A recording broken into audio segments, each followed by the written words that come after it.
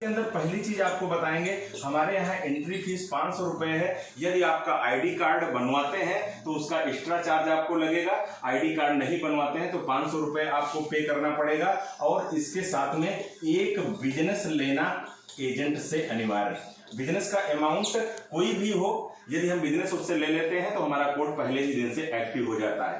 Code डालने के बाद, कोड लेने के बाद हमारे मोबाइल पे मैसेज आता है। मैसेज अपनी सोसाइटी का हम चाहें तो ऐप डाउनलोड कर सकते हैं। ऐप से हम बिजनेस लॉगिन कर सकते हैं और भी सारी सेवाएं ऐप के अंदर हमारी समाहित हैं।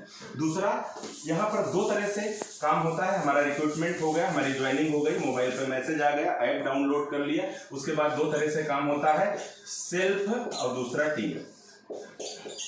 सिर्फ हम 150 लोगों से मिले, 1 लाख का आरडी हो गया, जहां से 10-12 हजार मैं रेगुलर कमाने लगा, क्योंकि रेगुलर कमीशन कहीं नहीं है। आप आए सिस्टम में, आपने 100 लोगों से मुलाकात की, 10 लोग आपको ऐसे मिल गए जो आपके सिस्टम को ज्वाइन करके काम करना पसंद कर रहे थे, क्योंकि ये बेरोजगार थे।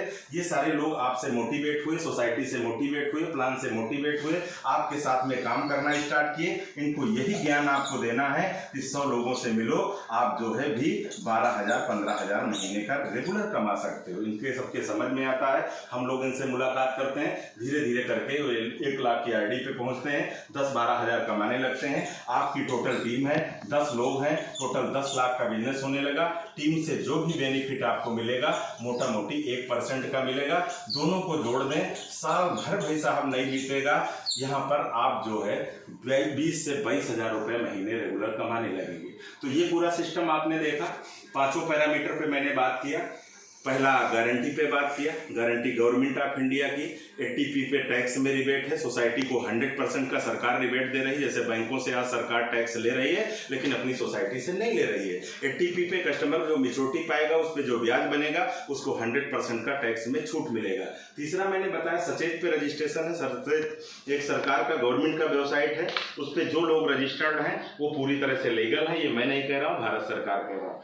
आपने दूसरे पी पर देखा, तो दूसरे पी पर हम यही बात करते हैं कि ये सिस्टम आपका कैरियर सिस्टम है। यदि यहाँ पर आप काम करेंगे तो ये पब्लिक लिमिटेड ऑर्गेनाइजेशन है। इसमें कुछ काम अच्छा करने के बाद आप संगठन के बोर्ड में जाते हैं, और बोर्ड में जाने के बाद बहुत सारी फैसिलिटीज आपको मिलती हैं। तीसरा मैंने बताया, प्रोडक्ट पे कोई टर्म कंडीशन नहीं है। अन्य कंपनियों में टर्म कंडीशन होता है, जिसके कारण हम फेल हो जाते हैं। यहाँ पर टर्म कंडीशन नहीं है। किसी भी घर में हम जाएंगे, खाली हाथ वापस नहीं आएंगे, यानी कुछ ना कुछ बिजनेस उठा के लाएंगे, क्योंकि जो जैसा वो करा सकता है वैसा प्रोडक्ट अपनी कंपनी के पास।